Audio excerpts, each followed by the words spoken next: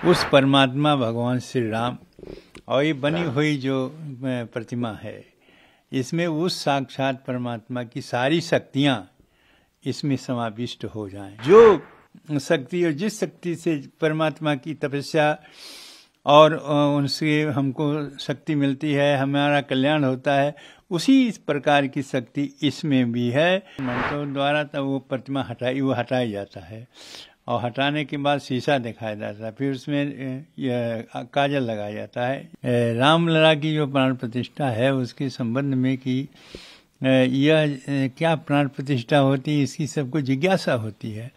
उस परमात्मा भगवान श्री राम और ये बनी हुई जो प्रतिमा है, इसमें उस साक्षात परमात्मा की सारी शक्तियाँ इसमें समाविष्ट हो जाएं।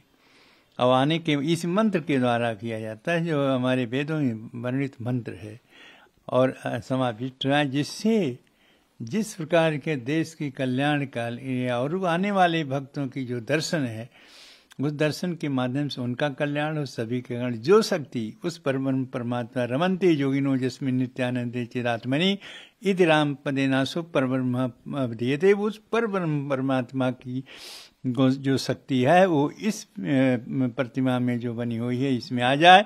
और जो शक्ति और जिस शक्ति से परमात्मा की तपस्या और उनसे हमको शक्ति मिलती है, हमारा कल्याण होता है, उसी प्रकार की शक्ति इसमें भी है। और इस परमात्मा के स्वरूप में विराजमान इस प्रतिमा के हम वैसे दर्शन करें तो वैसे हमको फल मिलेगा, जैसे साक्षात परमात्मा की तपस्या करने से प्राप्त होता है। यही है कि सारी शक्तियाँ जो भगवान राम की है वो इसमें समाविष्ट हो जाए, ये मंत्रों के द्वारा स्थापित किया जाता है। और इसीलिए जो भी प्रतिमाएं हैं उनका दर्शन करने वाले, पूजा करने वाले और जो मांगने वाले जो कुछ हैं वो सबका कल्याण होता है, सब कुछ उनको प्राप्त होता है। यही प्राण प्रतिष्ठा है। अच्छा, ये प्राण प्रतिष्ठा का जो प्रक्रिया है ये कितने दिन तक लगातार, जैसे कहा जा रहा है कि अब शुरू हो चुका है, ये लगातार एक आप देखें 17, 18, 19, 20, 21, 22 को खत्म समाप्त होगी, 22 को प्राण प्रतिष्ठा हो जाएगी। तो इसी प्रकार से कोई 7 दिन, कोई 11 दिन, कोई 21 दिन, जिस प्रकार से होती है उसका उसी रूप से विषम दिनों में उसका किया जाता है। या तो 7 हो जाए या 21 हो जाए और इसके प्रकार से या 11 हो जाए, इस तरह से सम तिथियों में, सम दिनों में उसकी पूर्ति की जाती है, जो 17 से शुरू है और ये 22 को समाप्त होगा। लोगों के मन में एक जिज्ञासा है कि प्राण प्रतिष्ठा कैसे, मतलब किस तरीके से, ये जो क्या क्या शुरुआत में कैसे होता है, क्या होता है, लोग जानना चाहते हैं, क्योंकि रामलला की प्राण प्रतिष्ठा अब जानने के लिए जब प्रत्यक्ष रूप से सब हो रहा है तो इस पे जानने की मैं बताऊं, उसको जानने की अपेक्षा सब प्रत्यक्ष देख सकते हैं कि कलश यात्रा हुई, उसके बाद मूर्ति का जो ये नगर भ्रमण हुआ, उसके बाद में सरजू में स्नान हुआ, सरजू के जल लेकर के आए,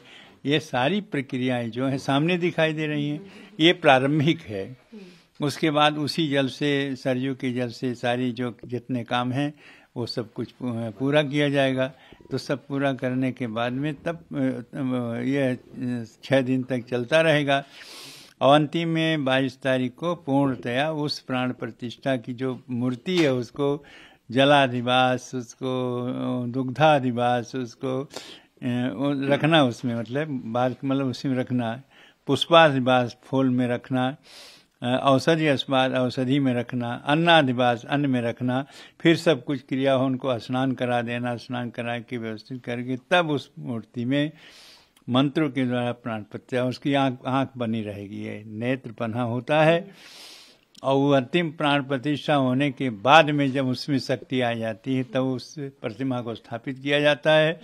स्थापित करने के बाद मंत्रों द्वारा तब वो प्रतिमा हटाया जाता है और हटाने के बाद शीशा दिखाया जाता है, फिर उसमें काजल लगाया जाता है। ये व्यवस्थाएं ये अंतिम है और उसके बाद में तो दर्शन शुरू हो जाता है सबके लिए। एक सवाल एक प्रश्न है कि शीशा दिखाया जाता है पहले। जी, ऐसा क्या है, क्या वजह है? जो शक्ति उसमें आती है किसी ऐसे आदमी की न पड़े जो कमजोर हों और कहीं उनके अनिष्ट न हो जाए, इसलिए वो अपना मुख स्वयं देख लें, भगवान अपने शीशे में अपने चेहरे को स्वयं देख लें, जिससे किसी को वह जो तेज निकलता है नेत्र खोलने के बाद वो किसी के ऊपर न पड़ जाए, जो कमज़ोर हो और शक्तिशाली न हो उसको क्षति पहुंच जाए। इसलिए उसको शीशा दिखा दे, प्रभु आप अपना मुंह स्वयं देख लें, आप कैसे हैं, ठीक है ना।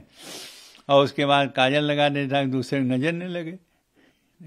जब उनके प्रतिमा दर्शन करें तो नज़र न लगे, नज़र से बचने के लिए। महाराज जी, ये जो स्वामी जी ने किया आचार्य वर्णन आपका किया, तो उसके बारे में जरा बताइएगा, वो क्या विधि होती है? किसी में सारे संसार में जितनी भी वो विद्वान हैं और जो जजमान होता है, वो जजमान आचार्य का वर्णन करता है कि या जो भी आप करेंगे इस कार्य में, जो करेंगे, जो मंत्र जपेंगे, जो कुछ भी है, पूरा फल किसको मिलता है?